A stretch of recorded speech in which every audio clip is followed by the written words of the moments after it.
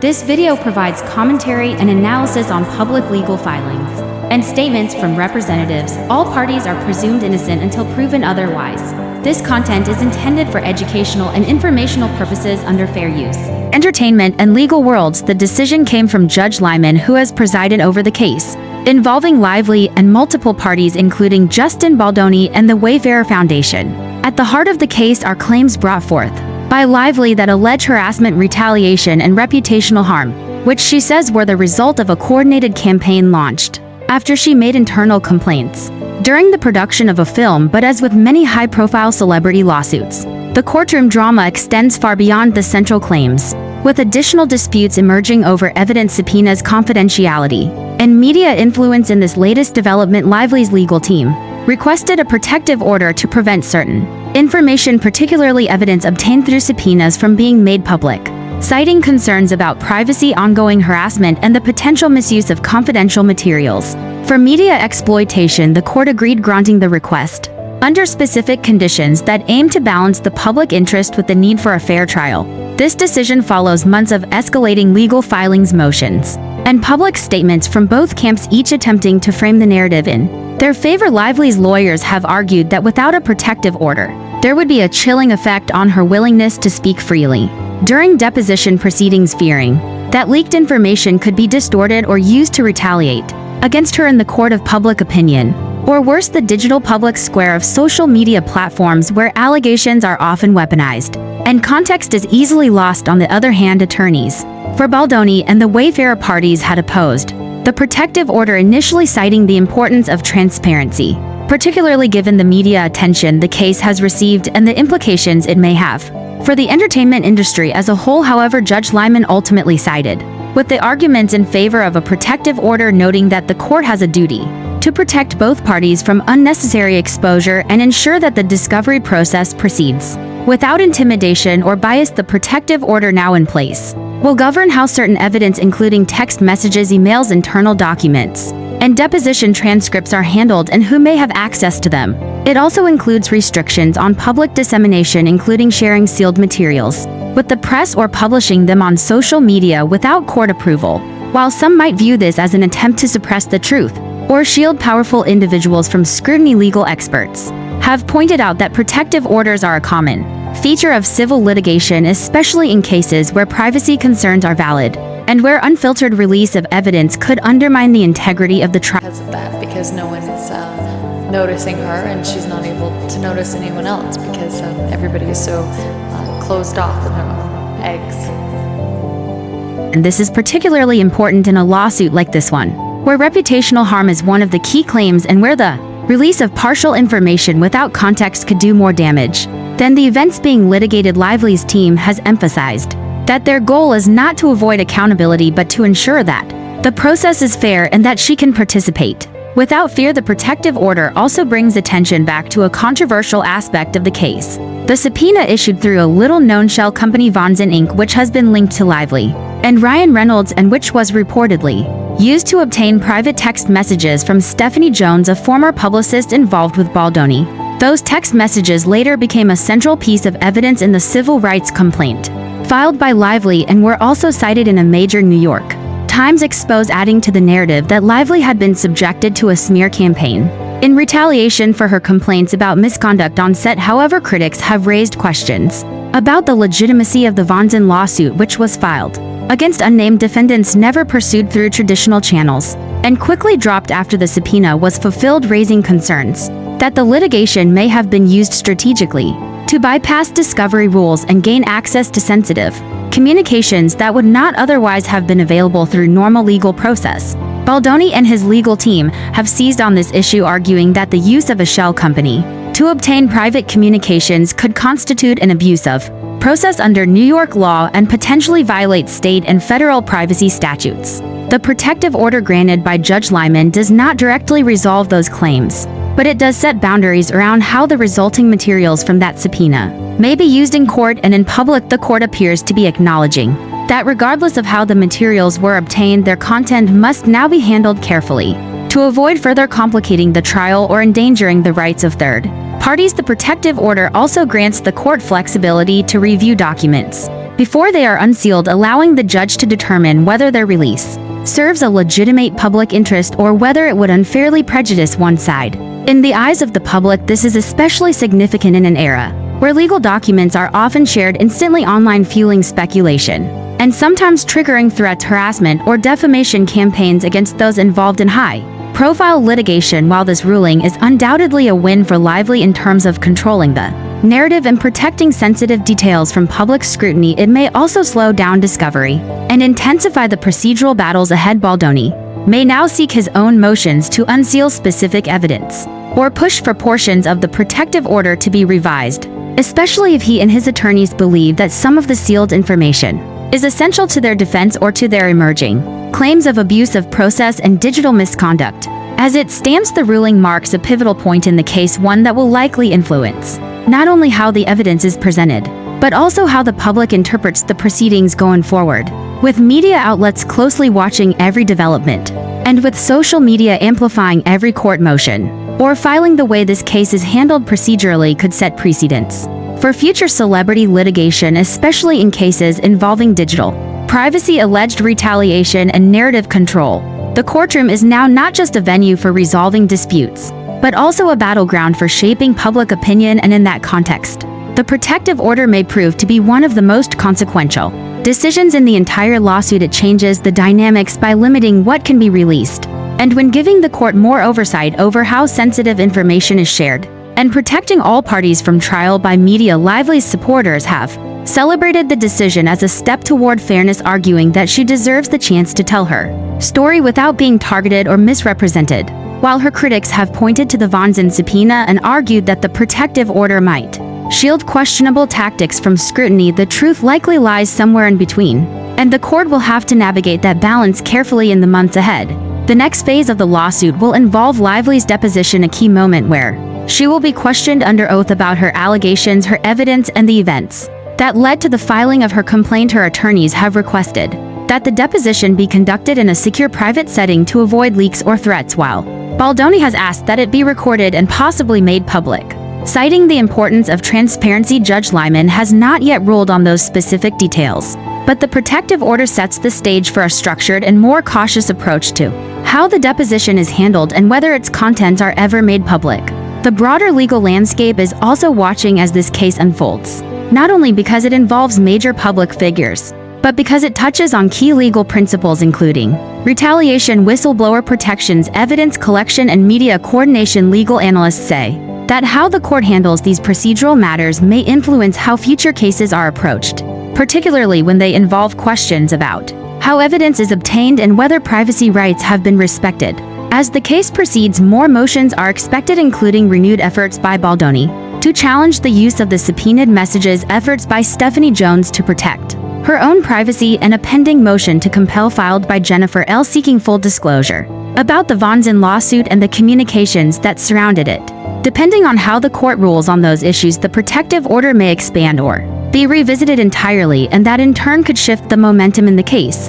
If the evidence at the center of Lively's complaint is ruled inadmissible or compromised, her ability to prove retaliation may be diminished substantially. On the other hand, if the court finds that the evidence is credible and properly handled, even if obtained through unconventional means, then Lively's claims could gain traction, and the case could proceed toward trial with her in a strong position. Ultimately, this is a legal drama with many moving parts, and the protective order is just one step in a much longer process, but it is a step that signals the court's recognition of the need for caution, privacy, and procedural. The lawsuit between Blake Lively and Justin Baldoni is now a test of whether the justice system can stay neutral in a world that moves faster than due process. The court's decision to grant Lively a protective order has sparked debate both inside and outside the courtroom. While it may seem procedural, this ruling has deep impact.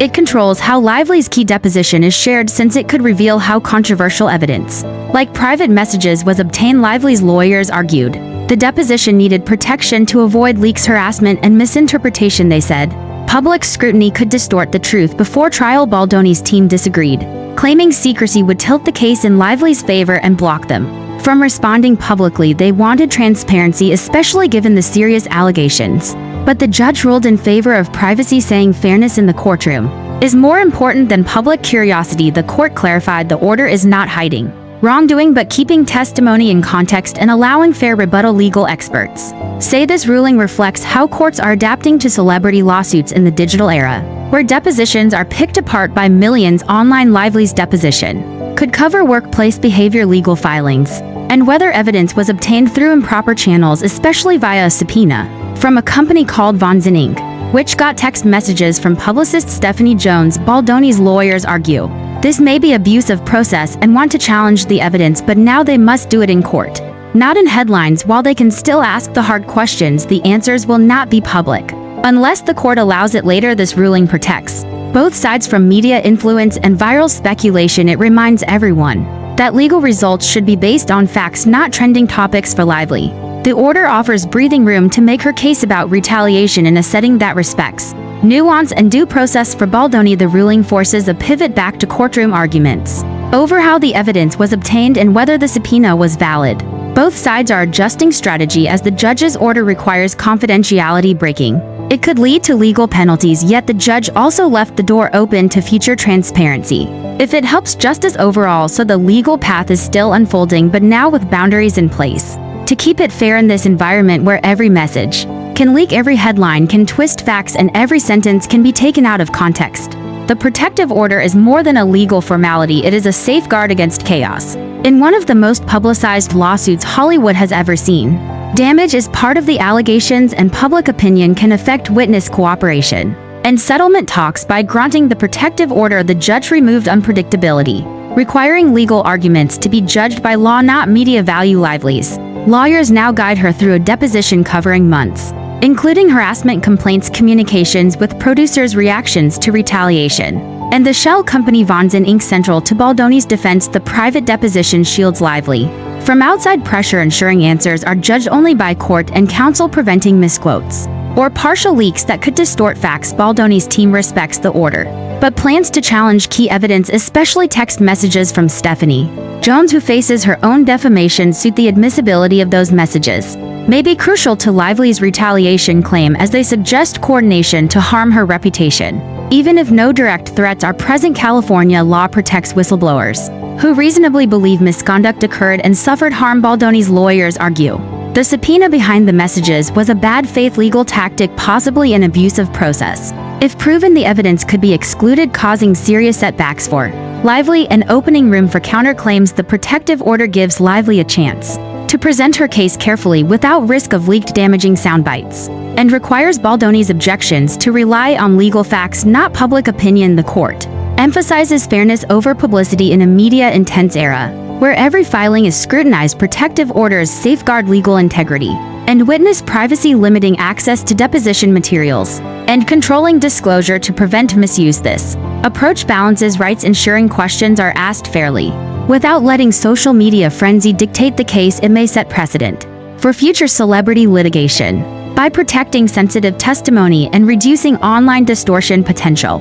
Witnesses gain confidence to testify honestly, knowing statements won't be weaponized publicly.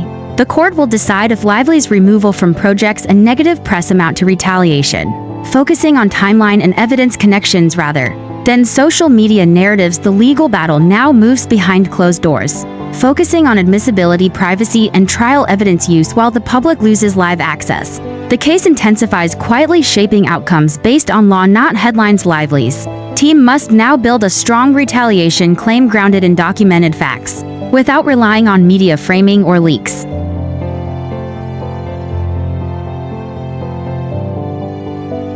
And I have someone very, very close to me in my life who's gone through what Lily's going through for a long time, and I've been on the front lines helping her navigate that space. So that movie meant a lot to me. Yeah. And it means a lot to her, this person in my life, and it was one of the reasons that me doing that film. Profile case. They believe secrecy invites speculation and gives one side an unfair advantage. But Lively's lawyers stress the risks of harassment and misinterpretation. Due to intense media coverage, they argued the protective order is not about hiding facts, but about ensuring the trial remains fair and focused. The judge sided with Lively, issuing a limited order that protects her deposition from misuse while still allowing room for necessary disclosures through proper legal channels. This reflects a larger concern about how quickly digital media can distort court processes. Baldoni's team sees the ruling as a setback. They wanted the deposition to become a public touchpoint for the case, especially with controversial evidence already leaked.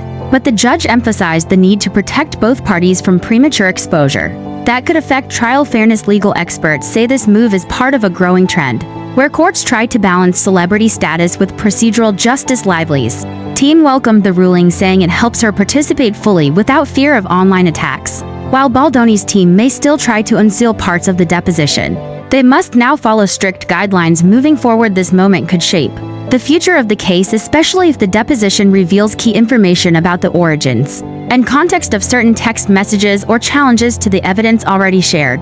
Depending on what emerges, either side could gain leverage in the final courtroom battle. Beyond this case, the ruling has sparked debate about privacy in celebrity lawsuits. Critics warn it might let public figures control narratives by hiding damaging details. Supporters argue it protects fairness in a time when even one leaked line can go viral. The court has made it clear this is not about favoritism, but about keeping trials in courtrooms, not on social media. With the trial date still pending, both legal teams are now recalibrating their strategies. All eyes remain on how they navigate this legal and public relations minefield in a case that is about more than just personal disputes. It is a test of how justice functions in a world driven by headlines, hashtags, and high-stakes. Lawsuit between Blake Lively and Justin Baldoni is now a test of whether the justice system can stay neutral in a world that moves faster than due process. The court's decision to grant Lively a protective order has sparked debate both inside and outside the courtroom. While it may seem procedural, this ruling has deep impact. It controls how Lively's key deposition is shared, since it could reveal how controversial evidence, like private messages, was obtained. Lively's lawyers argued the deposition needed protection to avoid leaks, harassment, and misinterpretation. They said public scrutiny could distort the truth. Before trial, Baldoni's team disagreed, claiming secrecy would tilt the case in Lively's favor and block them from responding publicly. They wanted transparency, especially given the serious allegations, but the judge ruled in favor of privacy, saying fairness in the courtroom is more important than public curiosity. The court clarified the order is not hiding wrongdoing but keeping testimony in context and allowing fair rebuttal. Legal experts say this ruling reflects how courts are adapting to celebrity lawsuits in the digital era, where depositions are picked apart by millions online. Lively's deposition could cover workplace behavior. Second only to this star on the Hollywood Walk of Fame. It's the Hollywood Walk of Fame. Cut me some slack here.